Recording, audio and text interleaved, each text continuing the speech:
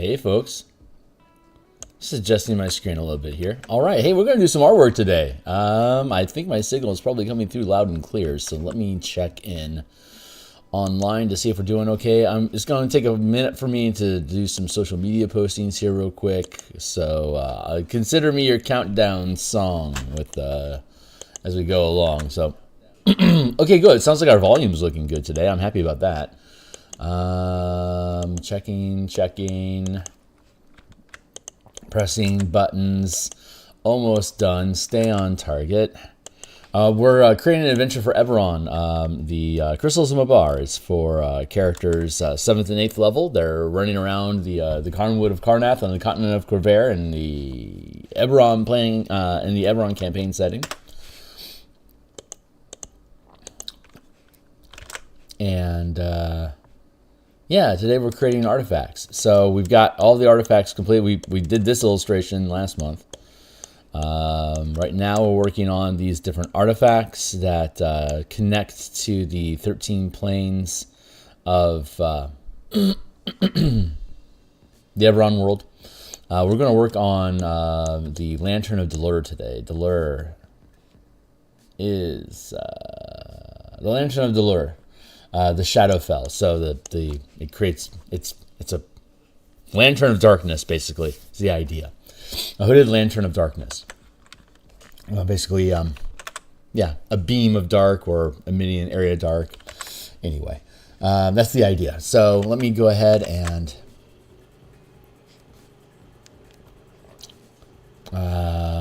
there's that and that there. We are almost done. There we go. All right, that's everything straightened out. Okay, great. So if you find today's art fun, like, subscribe, hit the bell icon for notifications when we're live in the future. I've done a lot of books on the DMsGuild already. They're all free previews. Check them out. If you think they're cool, consider making a purchase to encourage similar behavior in the future. Discord community to hang out, sharpen your knives, talk shop. Patreon support if you'd like.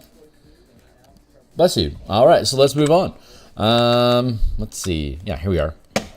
Without further ado, we got a timer on the clock here. Where are we looking at time-wise? Beep, beep, beep.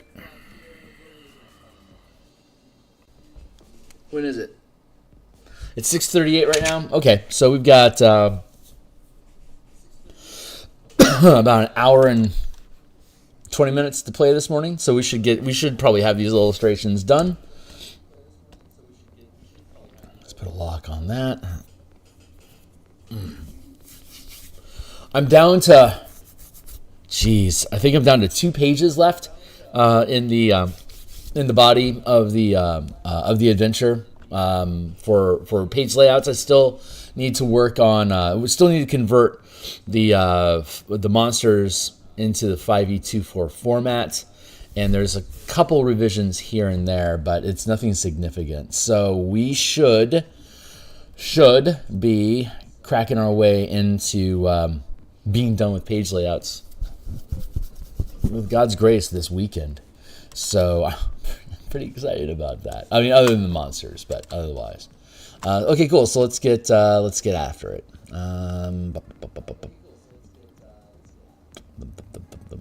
I think this is where we want. Yeah, this is where we want to be. So we're just going to use symmetry like usual. We're going to start on one side and we're going to end on the other. It's pretty easy peasy. I'm going to use a 4-point font, which is typical for the structure of the illustrations that we're creating here. We're going to do line art, and then we're going to do color underneath the line art. Then we're going to merge the line art with the color, and we'll then work on texture and infusing the two things together. I've got something released in my elbow or in my shoulder last night, and I just knocked the face off of my. Oh, I can find it later. It doesn't technically matter right now. I just knocked the butt off of my mouse, but it still functions. Just what a haphazard thing to do. All right, it's around here somewhere. I'll find this butt later. But I had a huge release in my I had an old injury from college that didn't heal right when I didn't have insurance. I got my shoulder dislocated, and it didn't properly set. So it's been a massive pain in my it's been a locked up joint forever. And last night there was a fairly significant release in it, and now it's shooting pain into my elbow when I paint, and yeah, it is just oof.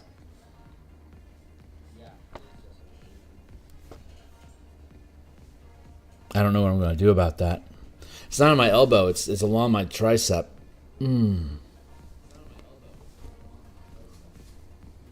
I didn't have that when I was laying down. And I didn't have it when I woke up. And I didn't have it when ooh, coffee. I bet coffee will fix it. I'll be right back. I gotta get coffee. Eee! Alright.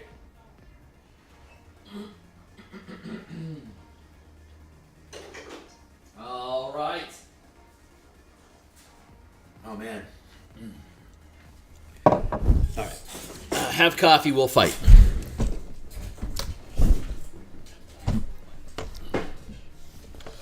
Maybe I just need to keep my elbow to my side. Maybe that's what it is. Whew, God, that pain. Yeah, there's a radiating pain in my arm now.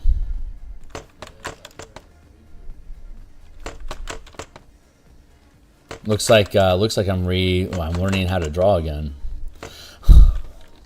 That's horrible. God, this is intense.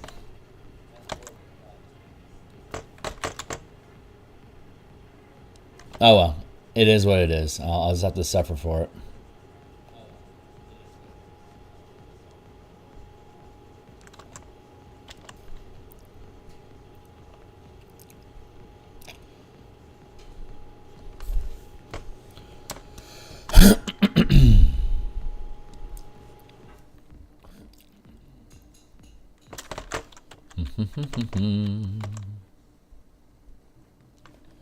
Well, looks pretty good.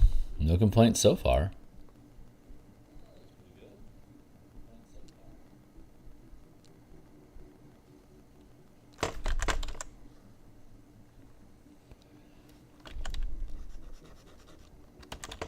How do you do?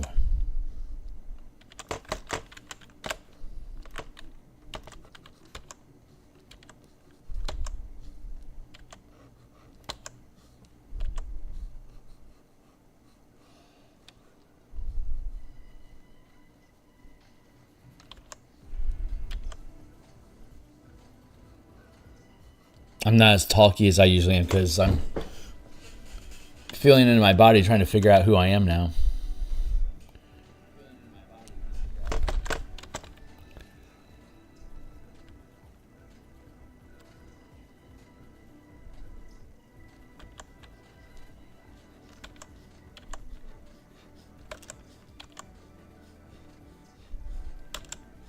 God, what a shift.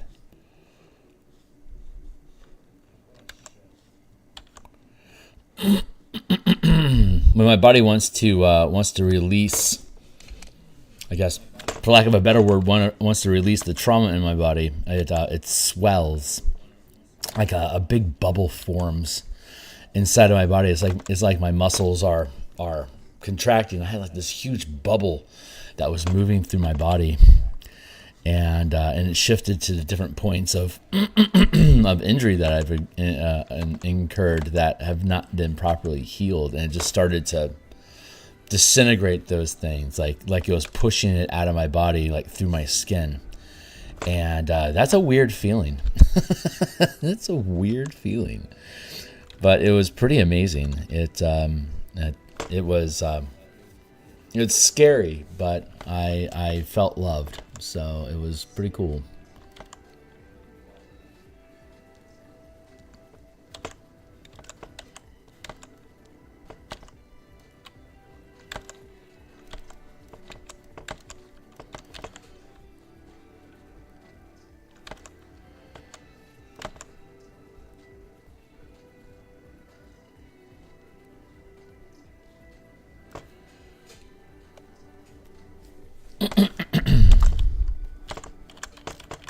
Let me do this line again. Oh, that looks pretty cool. No, that's not the right way to do it.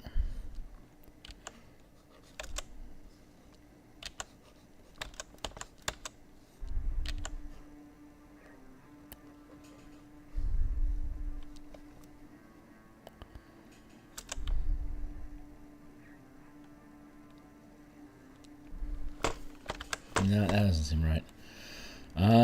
That is good.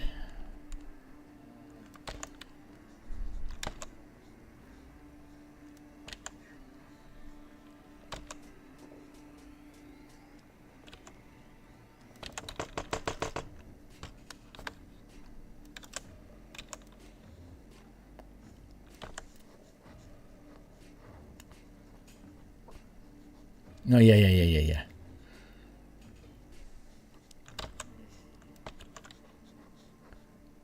Like that.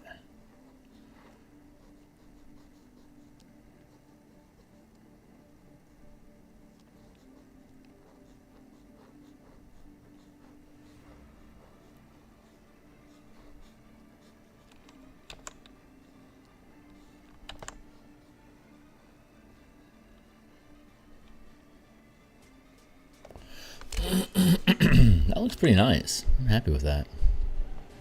I'm very happy with that.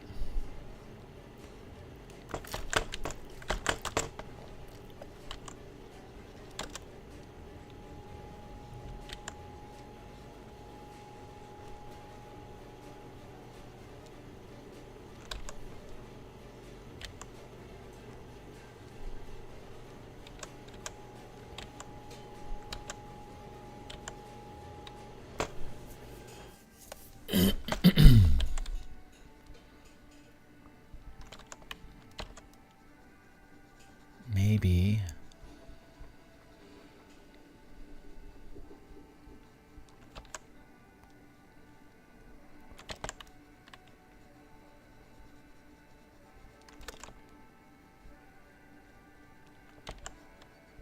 Maybe I remove that, and there we go.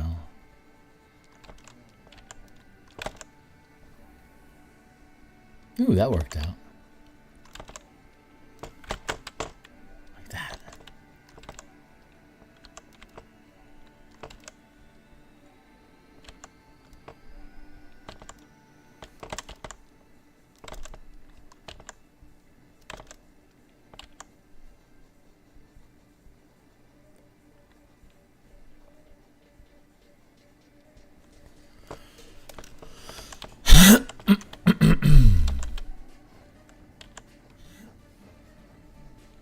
There. Yeah, I'm very quiet today. I didn't. There was a lot of work being done on me last night, and psychic surgery, if you would, and so I didn't get as much sleep as I would have liked to have. Because when those events occur, it's typically a 2 or 3 hour process. So I probably didn't get to sleep until maybe 1. That feels about right.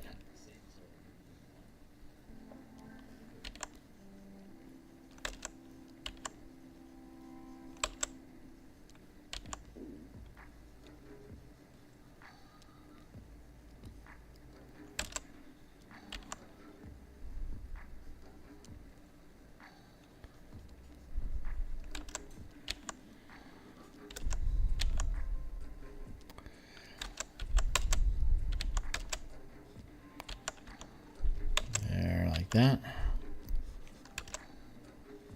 Just being a bit of a perfectionist.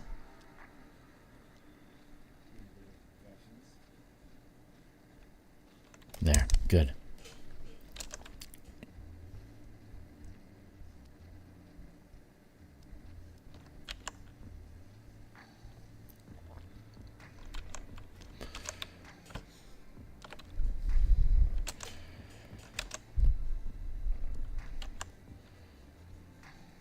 Oh, cool. That's perfect.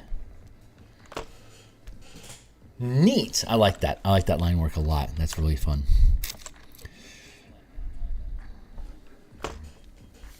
Okay, so that should be pretty good for symmetry there. we'll need a slight bend here, so we're going to work on this line work a little here. Doesn't require a lot. That might be good.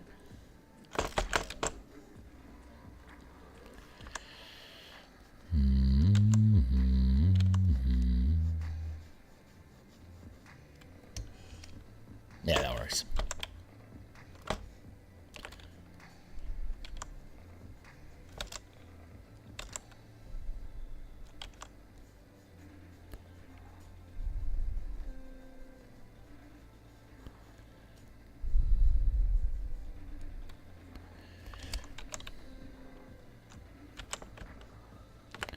Yeah, to there. And then we'll just kick across the bottom here.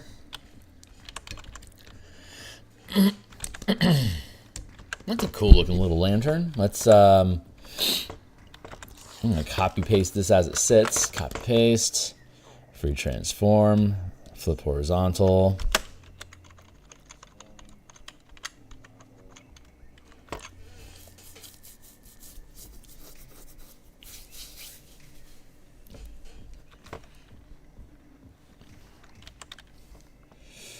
We can merge that down, and hey, Fox, how you doing? This Wednesday on Coffee with Phil, we have art, rambling, walks down memory lane, and general gaming nerd talk. Cheers, my man. Cheers, my man. It's good to see you. Yeah, we're gonna talk. Who knows? I don't know. I'm pretty fucking tired today, so I don't know how exciting my talkie talk's gonna be. But I'm excited to be here.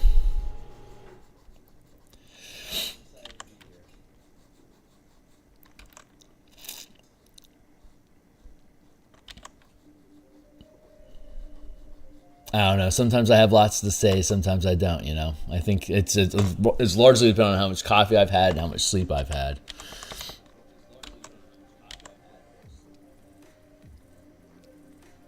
But we're down to about 2 pages of layouts needed before the book is done. With some incidental BS, but.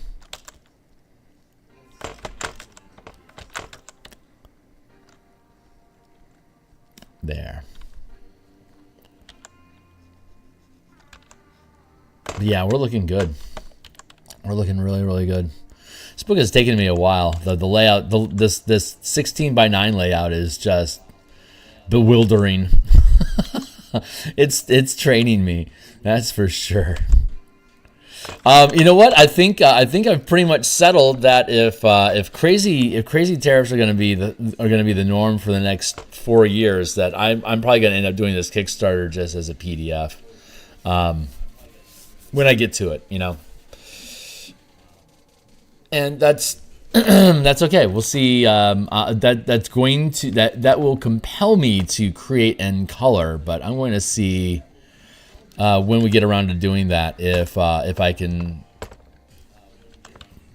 get myself to work only in black and white, so if we ever do print, it won't be a crushing effort to do so. I do so love color.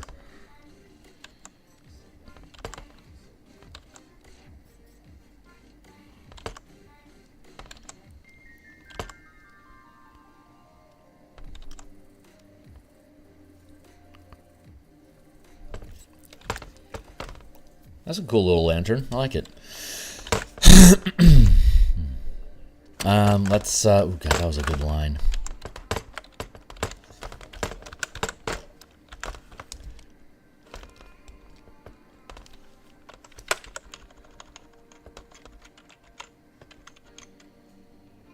Good. Yeah, this thing's cool. What's going on with my? There we go.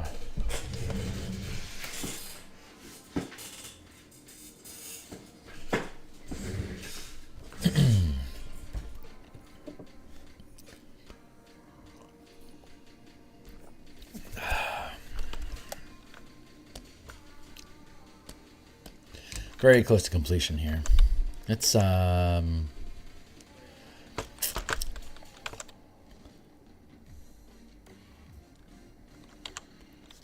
create some Let's create some joints here real quick.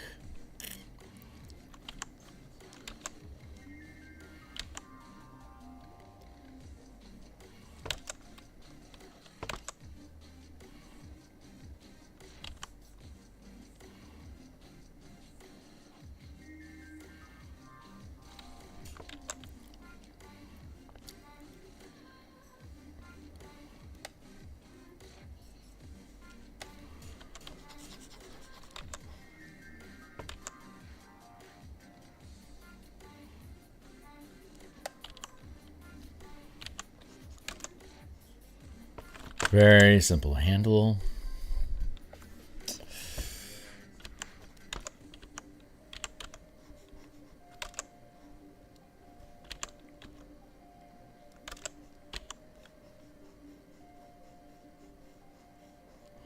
Oh my God.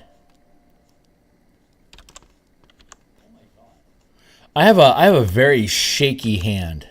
It's always been wavery. It's hard for me to hold, and these static shocks in me are. I had this huge. So I was talking about I had this huge release in my shoulder last night, and it kept me up for a couple hours while my body was basically dumping the toxins of the scar tissue in the shoulder because it got dislocated in college, didn't heal right, blah. But and so this morning I was talking about how there was this just earlier. When I started drawing, I was talking about these shooting pains that I was having going down to my elbow, and those have stopped. But I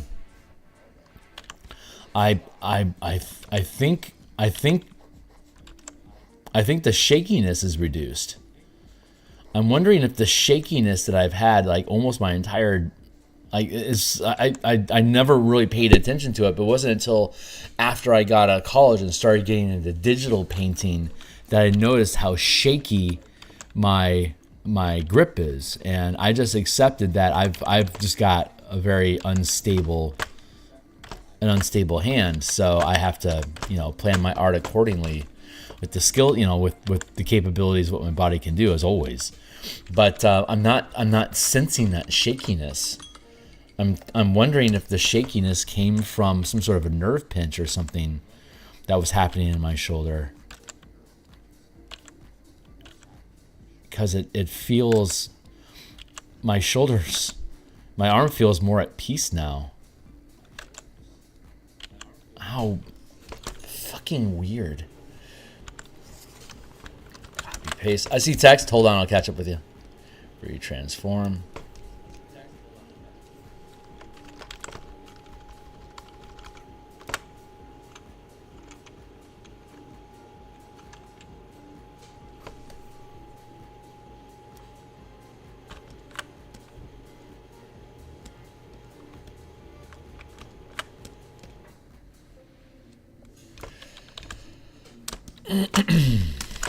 What's up? Very excited to see the umbrella get painted. My grandfather and great-grandfather used to do stained glass work in Chicago way back in the day, so I am partial to that. Oh, well, I hope I can do it worth a shit. Well, daily art, the body's adjusting to adapting. Work it out with all the... No, I've been doing daily art for like 4 years. That's not it. I mean, this stream is literally 4 years old at this 4 years old. Yeah, 500 subscribers after 4 years. I am on the fast track to a billionaire, guys. Get in my wake. I will carry you. No, this is definitely my body is made. There's changes happening. And it's good. It's good changes. Just because you're getting old doesn't mean bad things are going to happen to you, folks. Good things can happen to you, too. Let's see. Yeah, I like this. I think that's pretty cool. Just doing a last check here. I feel like... I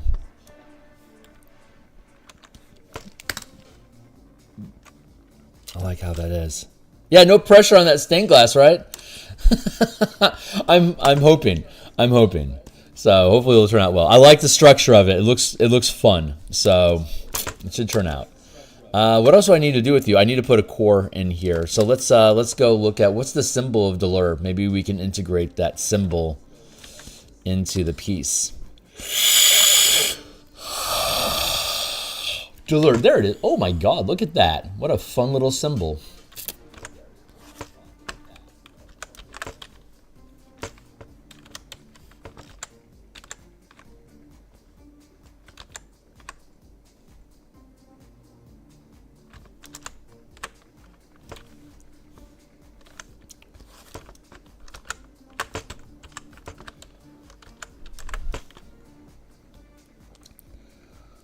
Reference be hidden.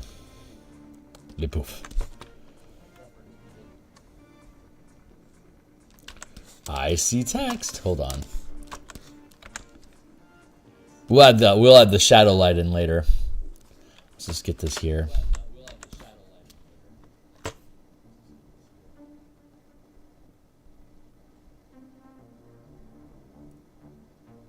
What's up?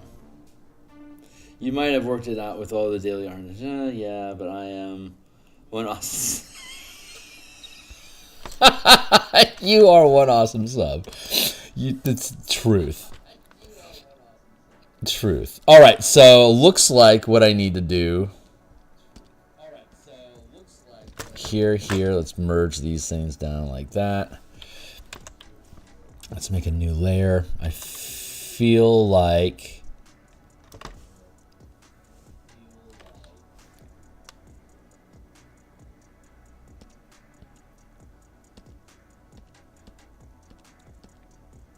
There we go.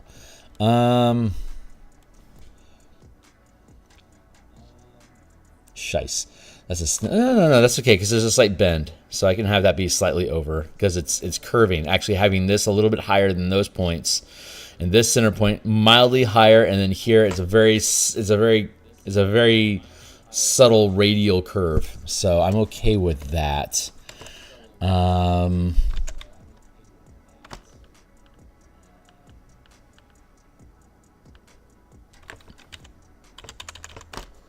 But I do. You are an awesome sub. Thanks, Fox.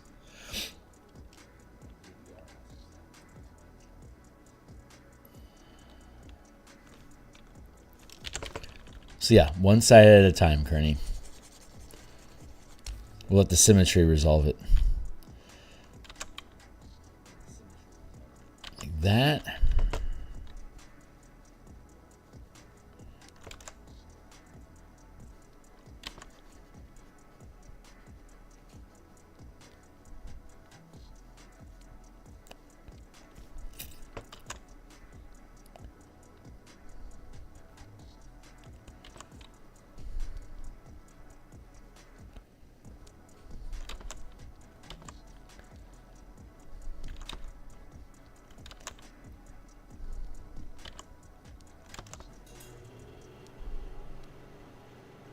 And then back here like that.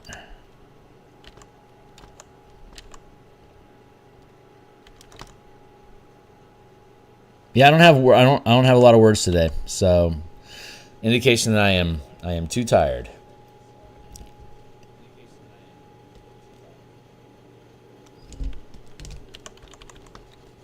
There. I'll get through my day. I'll be fine. Don't cry for me, Argentina. The fact is, I'm already dead.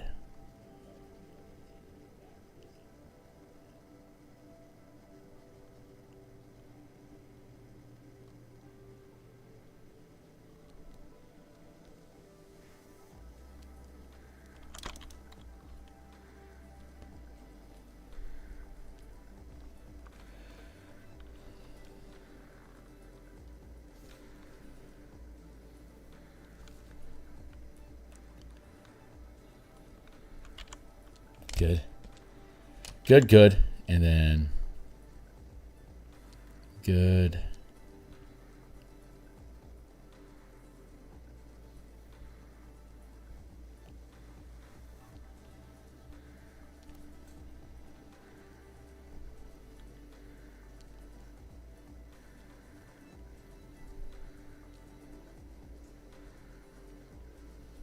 There we go.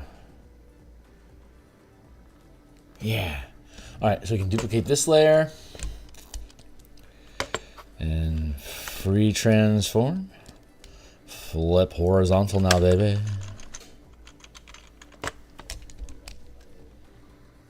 There we go. And we'll merge that down, and then we'll correct inside here.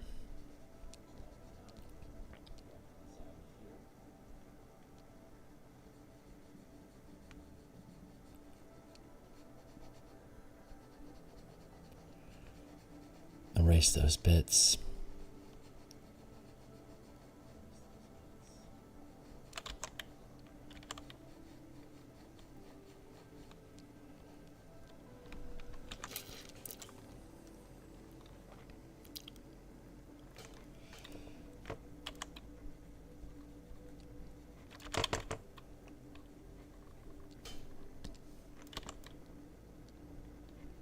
There we go. Yeah, it looks pretty good.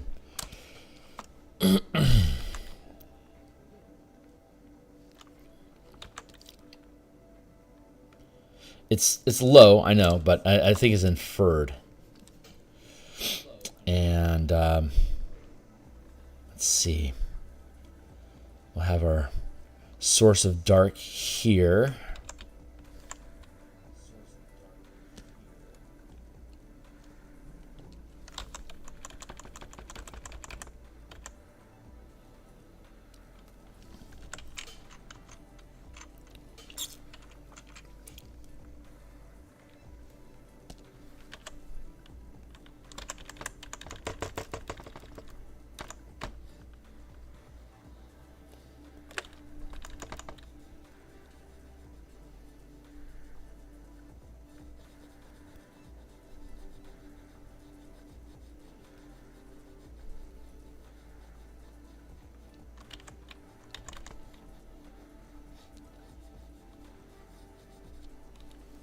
Basically like that.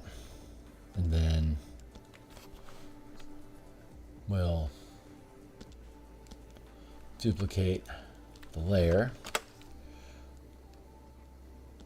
And we're going to, just as a sample, filter, blur, Gaussian, super simple, just a simple Gaussian blur.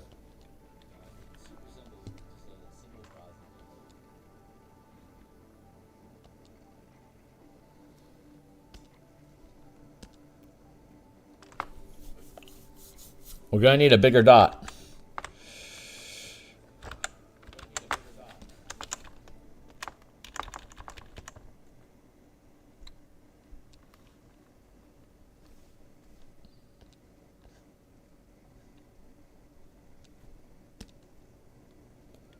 Something like that. And then, yeah.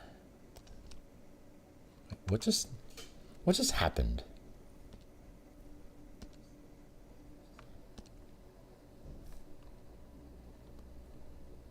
How did that turn blue?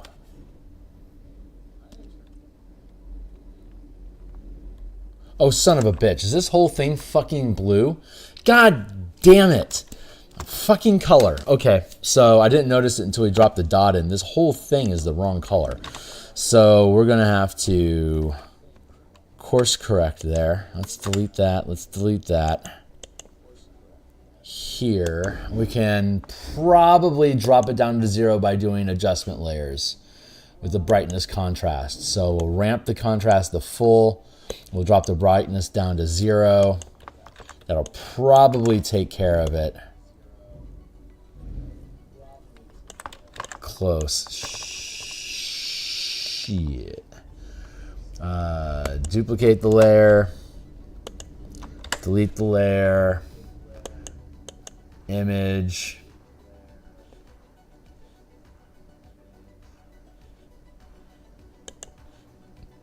Image. Adjustment. Black and white.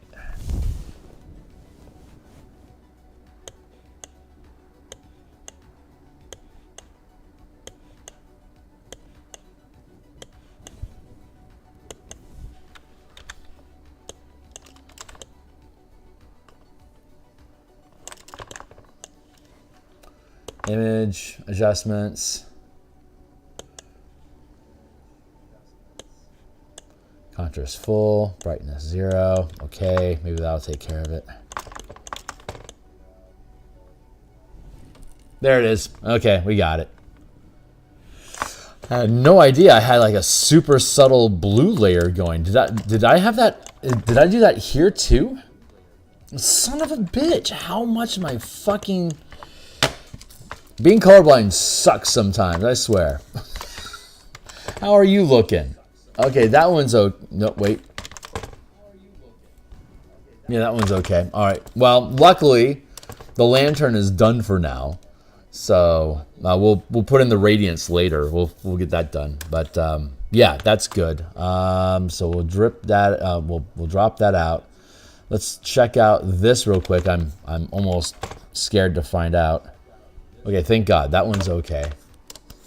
And so we now got to go to the cauldron.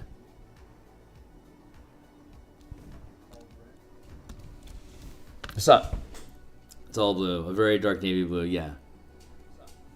The anvil, when we color it, the anvil will, ironically, the anvil will be blue when we color it. So I'm actually okay with the anvil being blue.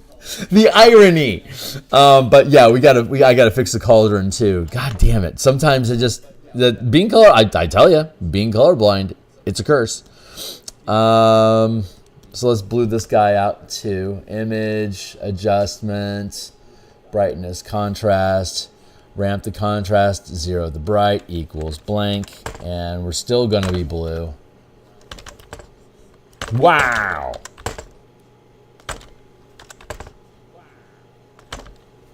Yeah, and then image, adjustments, brightness, contrast, contrast up, brightness down, blip. That'll help further.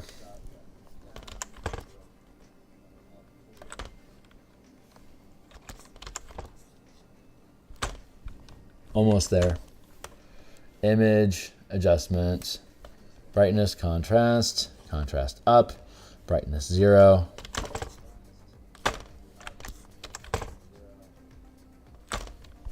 Almost there.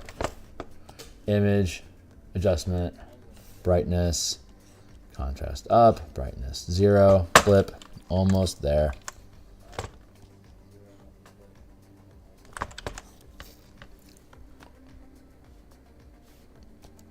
It's like every time I do it, it drops it a pixel. It drops it 1 pip. And there we go. Okay, cool. We're at 0. Enter. Okay. Now life is starting to make more sense again. Well, since we're here.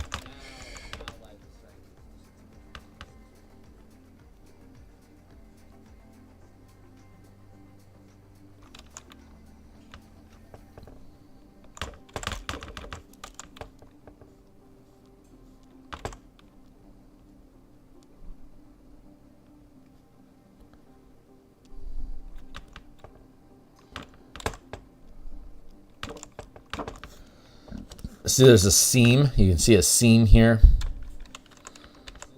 running between these two faces here, but as you zoom in, it kind of disappears a little bit.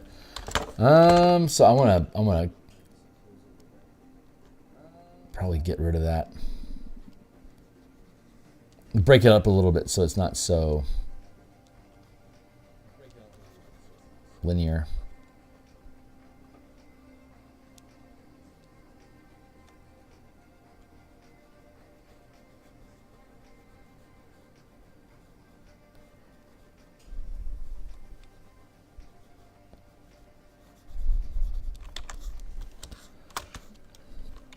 Good, we're looking better. Looking better. Sparkling thoughts. Give me the hope to go on.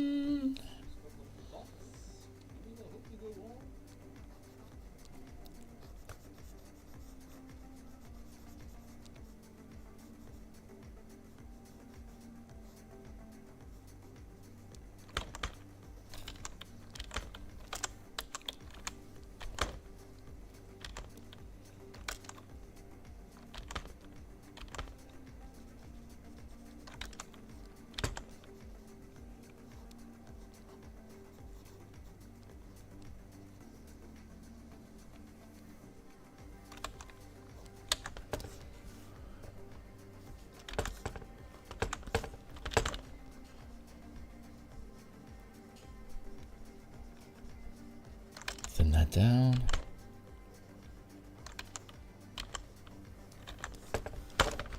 Okay, that feels pretty good. We can move on from there. Okay, great. So we can now work on, what time is it? 7:15. I've got 40 minutes to make an anvil. Can be done. It can be done. We can do this. So I think this is going to be the last day that we're working on line art, and we'll come back. I suspect we're going to come back and start doing color tomorrow.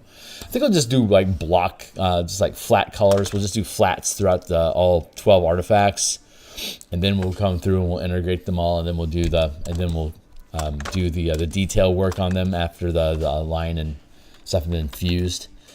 Yeah, I feel like this is the one. More the one Neo.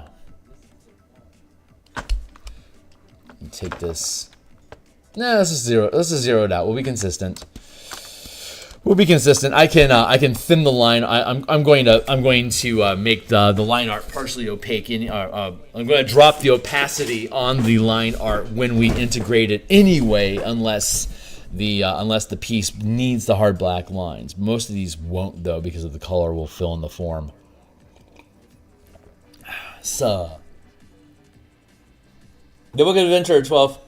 Oh, 3.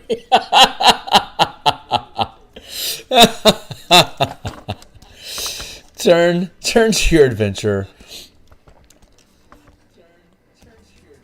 Page 69. I'm a Ministry fan. Big surprise. I like metal. Not so much speed metal's okay. Less so much death metal, but Ministry back in the 90s when electronic music was just becoming a thing. Industrial. What do they call it? Like industrial synth, I think was the term. I need to find a reference of an anvil. So, anvil is stated, though thou shalt add color.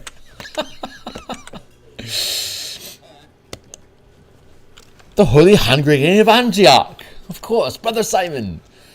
Let's go with anvil. This will be easy. Quote unquote, boy, did I just say this is gonna be easy? Get bent, Kearney. Get bent. We could do a perspective thing instead of a dull straight on view.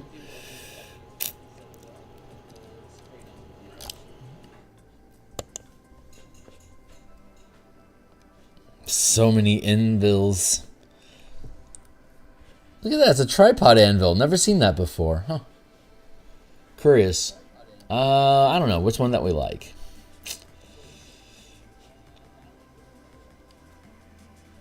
That's an illustration. I don't want to gank illustrations. I'm probably going to end up tracing most of this because I'm a professional artist and professionals trace.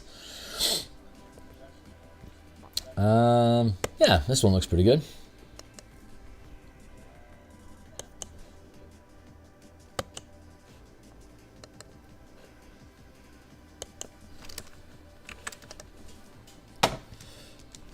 See, I'm not stealing from anyone when it's a photo. What artist am I ripping off by duplicating a photo?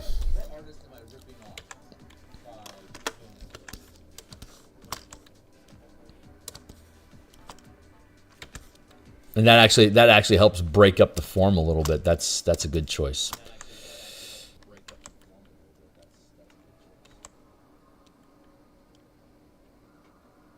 Yeah. Okay. So we're gonna do that, and yeah, I mean, I am literally going to trace. So watch. I'm a leaf on the wind. Watch me soar.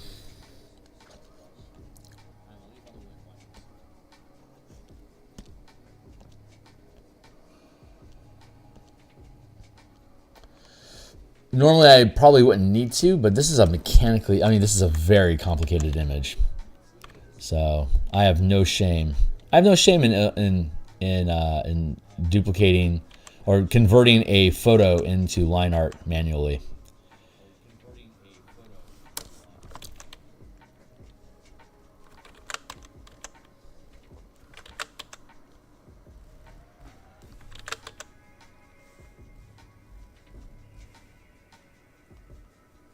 Not bad.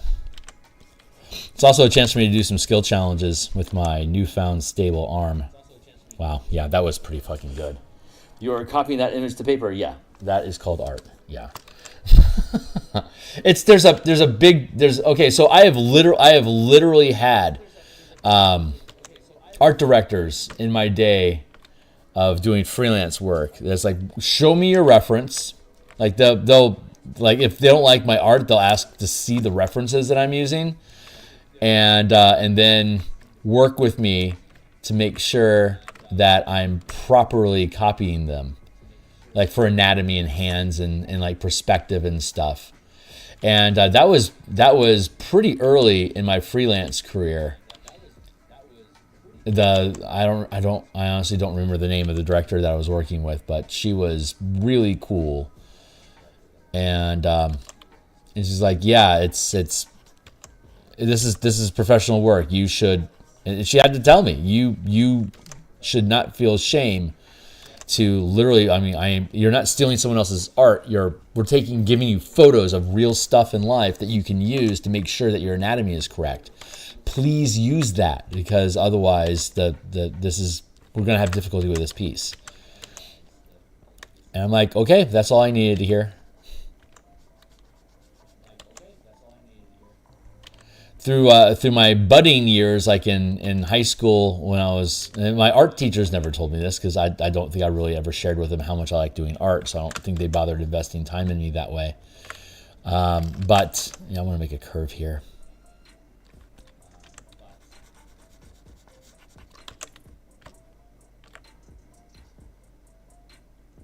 But I went through high school thinking, if I can't do this just by eyeballing it, then I'm a bad artist. So I need to get good at just being able to, look over here. I should be able to, as 16-year-old Phil, I was starting to get serious about this, is to be like, I should be able to do this and be able to create a Phil face. Like, and if I can't duplicate that just by looking at it, I'm a horrible artist. It's like, no. That's not how professionals think. Maybe that's how art gallery people think.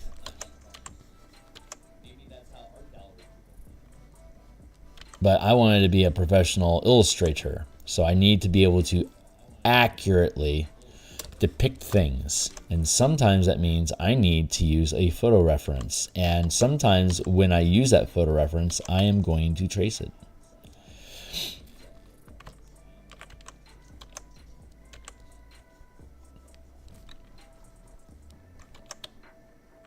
So, unsubscribe and hate if you need.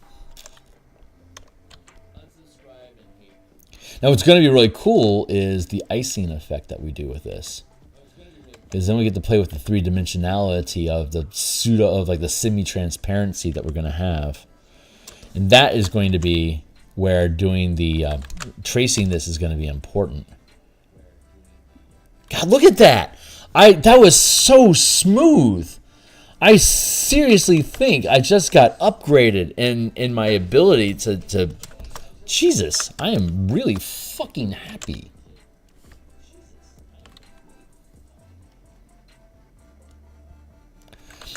I think my Lantern Archons just upgraded me. I've got Lantern Archons. Lantern Archons in D&D, and I think they're in Pathfinder as well, are like little balls of light. They're like lanterns, right? But they're entities. They're souls. They're petitioners. If you're using Planescape terms.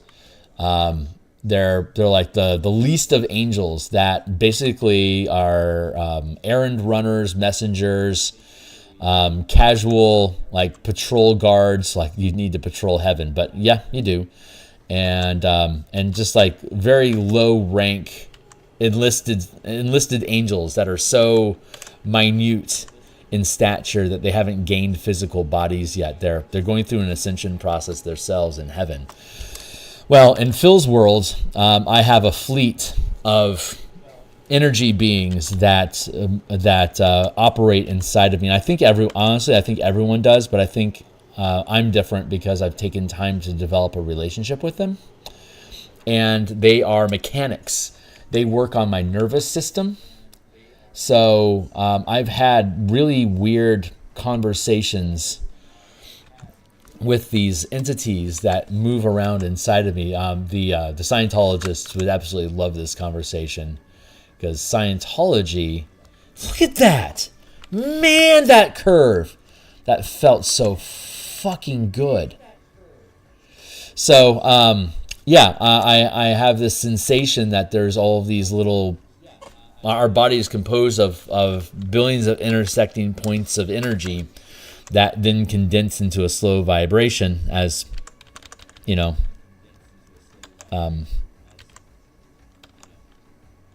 What was Hicks' last name? The comedian. Was it Brian? Was it Brian Hicks? It's been too long since I've listened to that. Brian? Bill Hicks. Thank you. Bill Hicks. Fucking awesome. But so we are points of light condensed into a slow vibration. That is all what matter is. And so these little points of energy that have this will of consciousness that can operate and move inside of us. When I started building a relationship with them, I started observing that they were moving throughout my nervous system and were doing maintenance tasks. They were breaking things down that didn't work. They were removing scar tissue from inside of my body. I can feel them melting it. I would feel like this wash of toxin flow through me, because they're releasing this pent up energy.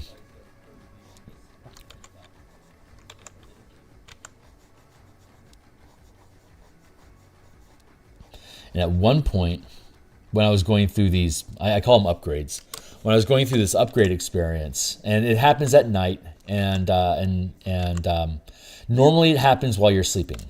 I'll say just universally that like when your body's being repaired, they always say the best healing is when you sleep. And so I caught them, like I spied on them. I caught them working on me one night, and it started a conversation with them. And they're like, we're going to do some pretty horrible things to you. Like, you're supposed to be asleep when we're healing you, because the trauma and pain and torment that gets trapped inside of the cells are released during that healing process. And it's going to feel like poison and death, because we're killing the energy that experiences pain. So for us to heal you, we have to basically allow this suffering to ascend, and you're going to feel it through your body if you're awake. So we need you to go to sleep. And my response was, I want to witness this. I want to understand what you're doing. They're like, are you sure? I'm like, no, but it feels like it's the right thing that I should do. I want to know. I want to understand. They're like, okay. And ever since then, when they work on me, I get this signal. It's like, you're going to get worked on now. And it's almost like a timer is going off. It's like, you've got like 20 minutes before we're going to start work on you. And normally that has become a cue for me to go to bed. Like, we need you to lay down, because you're not going to be standing during this process. And I'm like, okay, well, that's my cue to go to bed. And this might sound insane, but this is the life that I lead. So cheers. But so now when they're working on things, I can ask them questions, and I get answers like, where is this trauma coming from? And it'll feed me instances of when I was wounded in the past. And I have an opportunity to relive that. I mean, I'm literally, the cells that are being healed in your body are literally reliving the experience of what wounded them. And so it's revisiting trauma at a very deep physical level, which is a good reason why you'd be asleep during that. It sucks. But it's like a forgiveness process. Like, it's like it's visiting these points of pain, and it's offering them a chance to end. It's like, we can give you relief. We can release you from this if you wish. And Sorry, it's I can feel the emotions that are attached to it. And if the wound is still healing, it will hold on to its memory. It hasn't digested its suffering yet, and it needs it more. It's not filled yet. But sometimes, like with scars and extensive like lingering injuries, it gets trapped in a like how they say ghosts like run the sequence through, and that they're just looping this pattern of what got them killed or where they were or whatever. These pains, these shadows of suffering, of lingering wounds inside of us, are like ghosts inside of ourselves, where the nervous system gets trapped in this feedback loop of experiencing the trauma of suffering, of the pain that incurred the injury. And so the reason why your body won't heal is because the cells that were involved are so traumatized. They're basically trapped in trauma. They constantly are the act of moving your body and firing your nervous system through that region triggers the trauma of your body remembering the terror of whatever injury they incurred. And so this repair process is basically these lanterns, these points of light, basically holding the cells of your nervous system, basically helping rock them to sleep. Sorry, I can feel the process. When you experience it, you can't forget it. And it was really cool last night.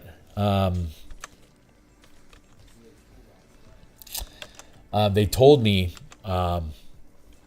take this stuff for what you want. But they told me that when it's time for me to die, like to hold me, when I actually die, remember that I am a pattern of our consciousness, talking about me, but all of us. We're a pattern of energy that is held by our nervous system. Our nervous system is literally binding our consciousness to this physical frame so that we have a point of reference, that we're energizing these cells to be able to hold memories. They say memory is held in our muscles, and the truth of it is that, or at least the truth that I've experienced is we hold these patterns inside of us as memories, the same way that our body holds on to trauma. It's a looping energy pattern that's basically just sustaining this shape, like these symbols inside of us, and our brain is particularly well equipped to be able to connect those different energy points to be able to have a personality. And so when we die, it's these archons release our consciousness pattern from the body. It untethers us from the physical form, just like they untether suffering and pain from injuries so that they can heal.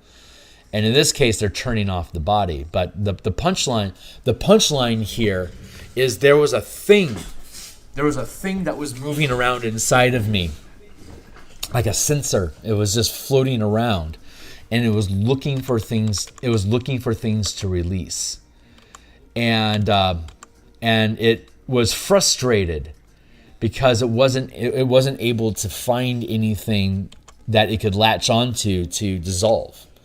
And so it kept moving through my body, and it kept finding these different points. And once it ran out of points of release, it was like, what am I supposed to do now? And it's like, you're done. You get to go.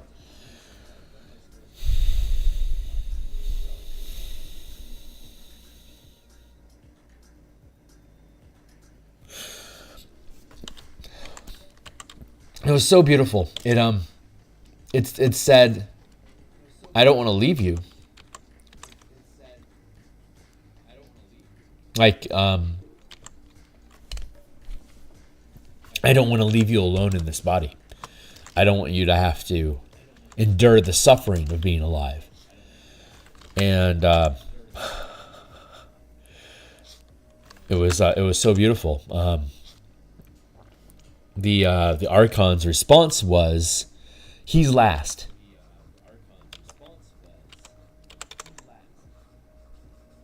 He's holding the door. My consciousness, our presence here in the physical body, our self-awareness is holding the door open for all these experiences our body has, these traumas that it releases, these memories that it holds, our what we think of as us, our ego, our consciousness, our self.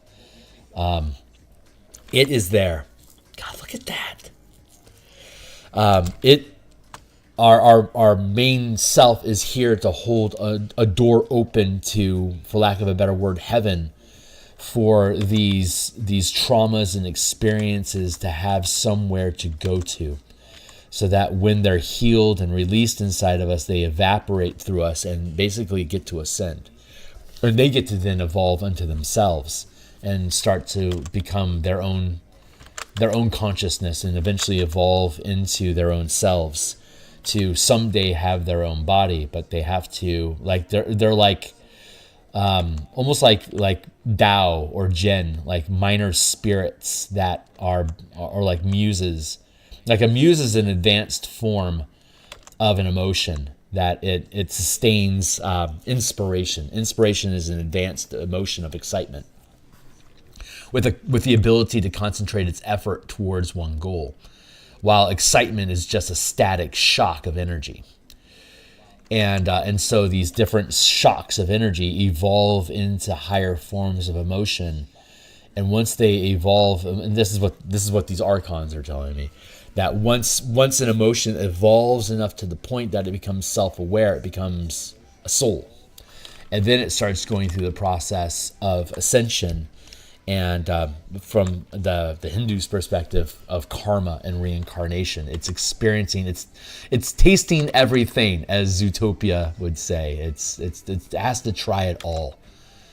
And you aren't an ascended soul. You aren't at rest. You don't stay in heaven until you've gone through the process of tasting everything, of being able to connect all of the points, of being able to empathize with humanity as a whole. That's when you ascend and transcend humanity, because you understand the breadth of human experience. And so there's some credence to the idea of caste systems, like, again, India, Hindu shout out, y'all.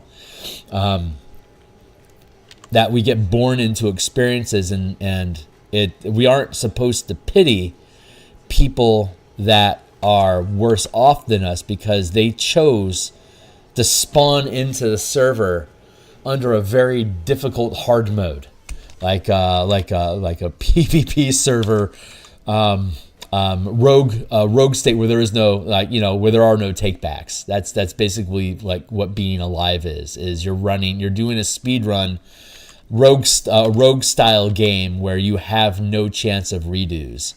But lesser forms of us, these energy patterns that get held inside of us, these less ascended souls, they do get to respawn in. And that's the looping that's the looping pattern that they feel. That's them respawning into the game over and over and over again until they can figure out how to complete this level, basically. And then they move on. And the more advanced we become as souls, the more restrictions and difficulties that we put on ourselves.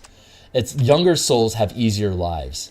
They are born into richness, or they're born into large loving families. It's quote unquote easy mode, so that you can experience life without being traumatized by it too much, because it's beyond your capacity to survive. You aren't good enough to speed run in a roguelike state. You need softcore mode, right? And but once you move through experience far enough, and you, as Alan Watts would say, you take further and further gambles with what your life could be, you spawn in with more and more flaws and more difficulties and more traumas. And the younger soul, that's selfish and rich and has everything, looks at these people that are suffering and feels no empathy for them, They are what they are. I don't have to worry about them. But really old souls at the same time look at these people spawning in and like, I understand you have chosen to carry a massive weight load because that's the level of challenge that you need to feel alive. And so I don't have to pity you because you are an advanced master of enduring reality. And if anything, I should honor your ability to take on these burdens. So there's no one needs pity or sorrow, but from the young soul's perspective, it's because they can't empathize with you. And from the older soul's perspective, is because they can. And because they can empathize with you, they don't pity you. They can appreciate where you're at, but they don't feel sorry for you. It's a really interesting perspective. Sorry, I'm really roaming right now. This is all stuff that I went through last night, and apparently it needed to be processed. So that's the conversation that we're having, guys. Hey, Rel. Yeah, we're talking about real life. That's my life. This is the information. This is how I process pain, and these are the secrets, the truths about my life that are revealed to me in the processing of that pain. So, and it's, for me, it's very, very real. For everyone else, it's just, Phil's just talking about whatever Phil's talking about, and take it for whatever it is.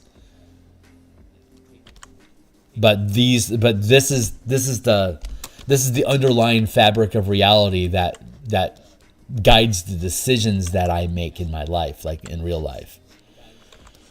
So I'm just sharing it with you because the rule that I have a rule, my muse, that feeds me all of these ideas for making books and artwork and stuff like that. The rule from the muse is she gets to talk about whatever the hell she wants to talk about. And while she's talking about it, she's going to do the artwork.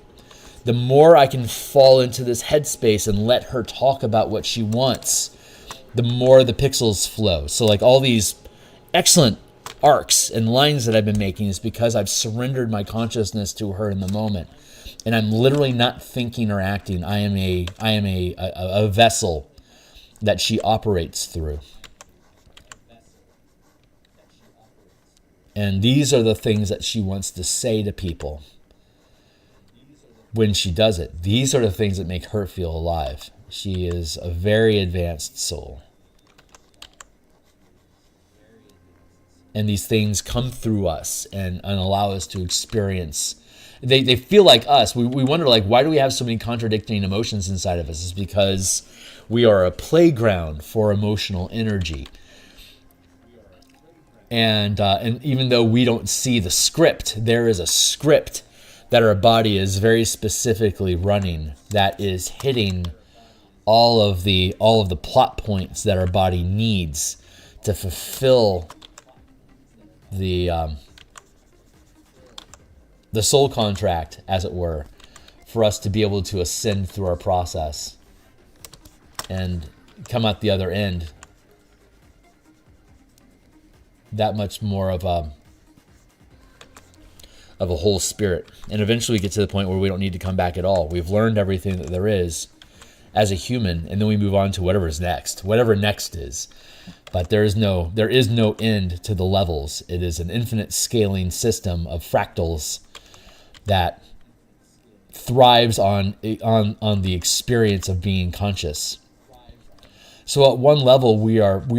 I don't have all the information about this, but the intuition is that we were born on this planet, so we're cells of this planet.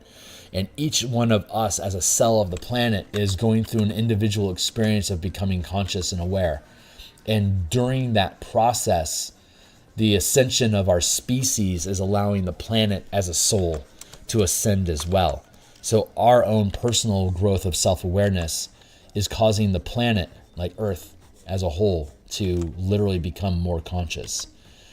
And in time, we'll be able to experience what it's like to move as a planet in the system. And this is so funny because if you've ever read the Xanth novels, anyone that's read the Xanth novels, they're worth visiting, at least reading the first novel. because the main character, Bink, he gets into a conversation with Xanth is a world that's like a subset of Earth, kind of like the moon is. And there's all these planetary, like these entities that are the planet. And the way that they spell themselves, like Bink spells his name this way, Bink. But like say Xanth, I think Xanth was spelled this way. Like it's X and A to the nth degree. It's Xanth. And then he got into a conversation with Jupiter. And Jupiter was something like...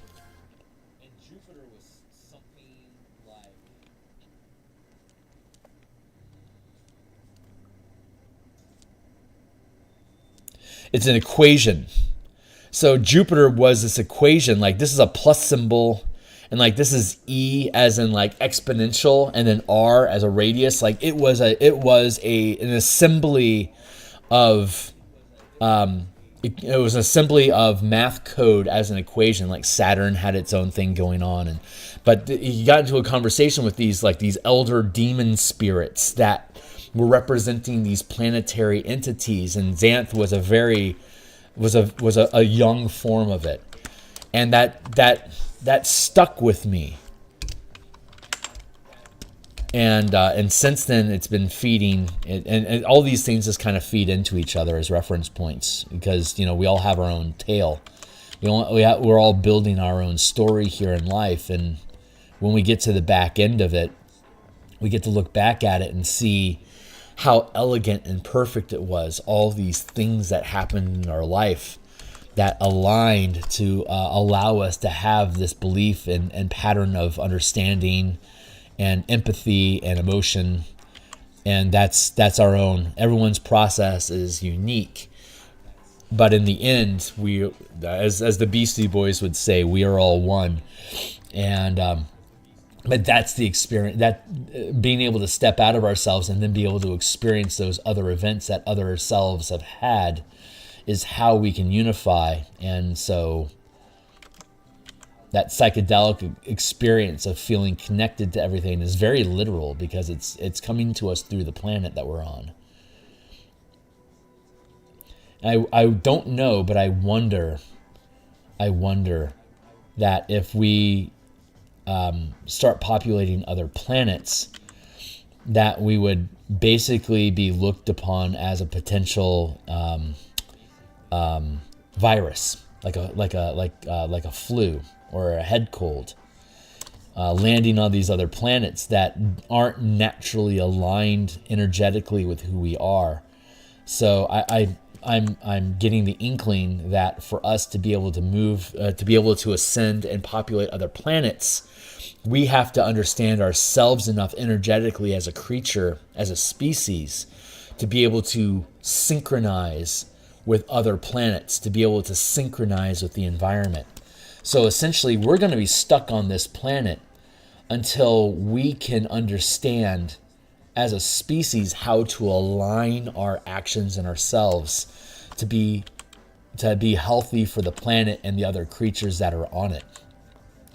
That, I guess, from a very Star Trek perspective, we're kind of stuck on this planet until we can learn how to be good interplanetary citizens, which means learn how to synchronize and empathize with other states of existence and states of being and states of perspective and different emotional states, so that we don't look at them as enemies or fearful, and instead to be able to perceive them as part of the whole that we're a part of, that they are, even though they might be, septopods, they are as intelligent emotionally and mentally as we are, and that they feel.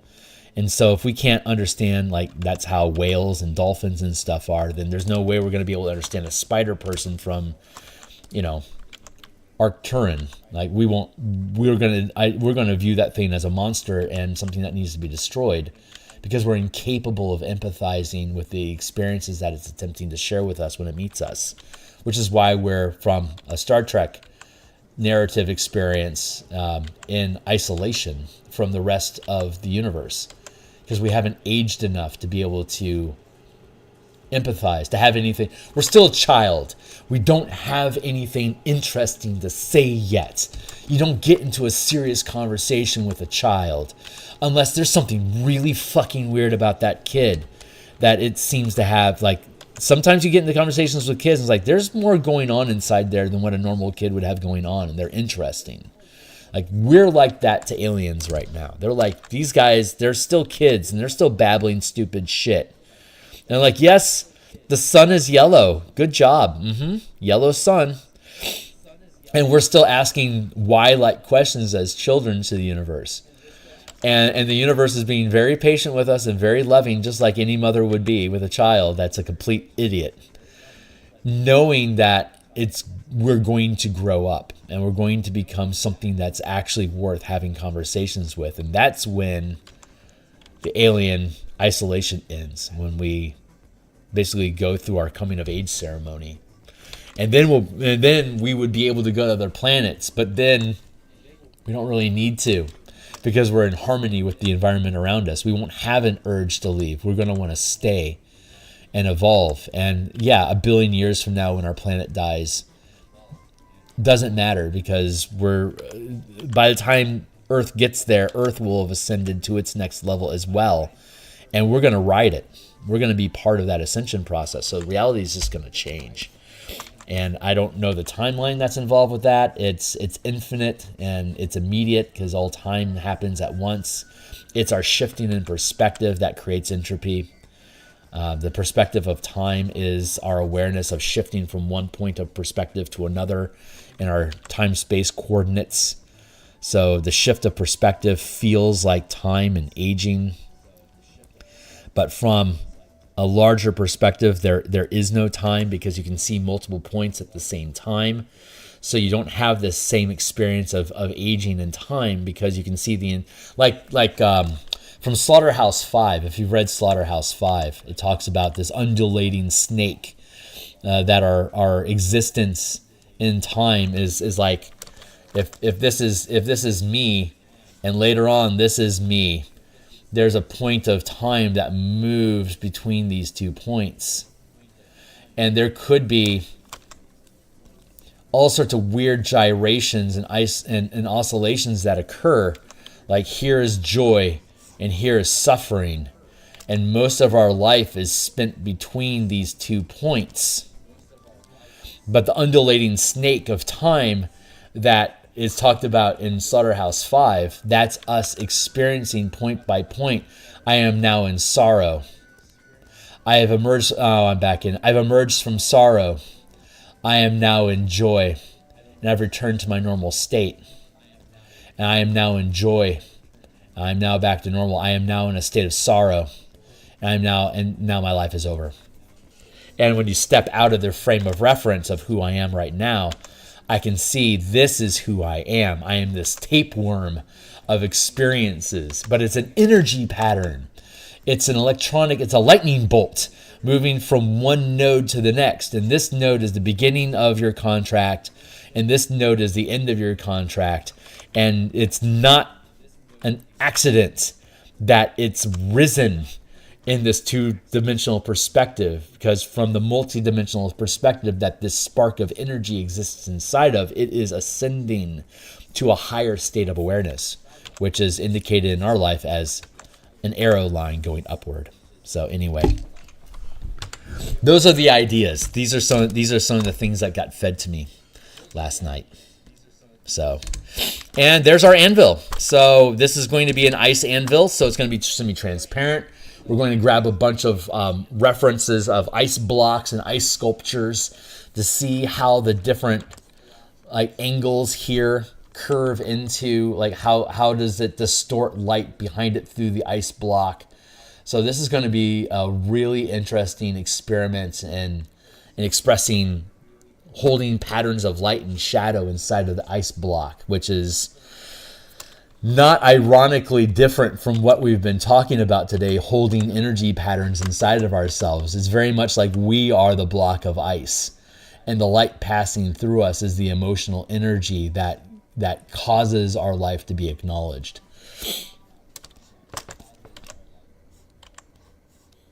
So The Muse knows, from the perspective of immortality, who's going to see this video. And for some people, this video is going to make a lot of fucking sense. So like and subscribe if it does. Because this is where Phil falls. This is the space that Phil falls into when shit goes weird in his life. And shit has definitely been going weird in my life lately. But we have officially, waiting for this thing to finish saving. I don't know why it's, there it goes. All right, that's officially all the artifacts that we had to draw. So when we pick up time tomorrow, we're going to start coloring stuff. We're going to do block. We're going to do block color backgrounds. And then once we have all the block color in, then we'll come back through and we'll merge the artwork in and we'll start doing detail and shading and all the highlighting and blah-de-blahs. Man, this has been a fucking killer episode, guys. I hope it was as fun for everyone else hanging out with me as it was for me being here. And I'm very much looking forward to next. So we'll be back here tomorrow morning to do more artwork. Tomorrow is Thursday, so we'll be back tomorrow night to continue working on the Bastion campaign, sussing out the structure of orders and facilities. There's a lot of text that just kicked by I didn't pay attention to. I'm sorry.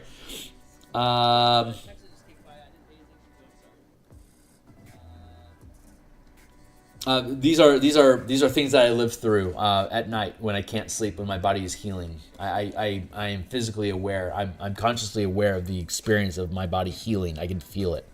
I can feel the energy.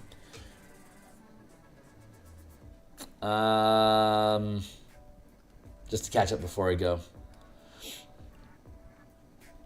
Yeah, this is the way. This is the way. Yeah, this is the way the world makes sense to me. These are the rules of the world and fulfill. Sure, whatever. You can listen or not. Up to you. Conducting, well, not emotions, but thoughts. Yeah, definitely. I interpret this as people, or maybe just me, or something being contradicting creatures. Yeah, it's because there's energy moving in different directions, and they bump into each other, and that's literally contradiction. I only think we will never reach other celestial bodies. Who knows? I do agree that we have, yeah. And if we hate creatures on this world, yeah, exactly. Yeah, right on. Thanks, guys. Yeah. So, sorry, when I get on a tear, I don't really pay attention. So, but I think I caught up. I don't know what the Muse is going to feed to me in the future. So, we'll see what happens. In the meantime, we do art. So, we'll be doing more art tomorrow. And then we'll be doing more the Bastion system Thursday night. Friday morning, we'll continue with coloring this stuff. And then Friday at lunch, we'll complete the Artificer conversion to the martial power system with the Alchemist. And then Saturday, we're doing 5th level playtesting. And we're going to continue the playtesting to level 10 on Saturdays. And then we're going to start playing a Mage Tower for Strixhaven. We're going to have Mage Tower matches to test 11th, 13th, 15th, 17th, and 20th level characters. So that's it for now, guys. Like, subscribe, blah, blah, blah. Catch you guys later. Bye.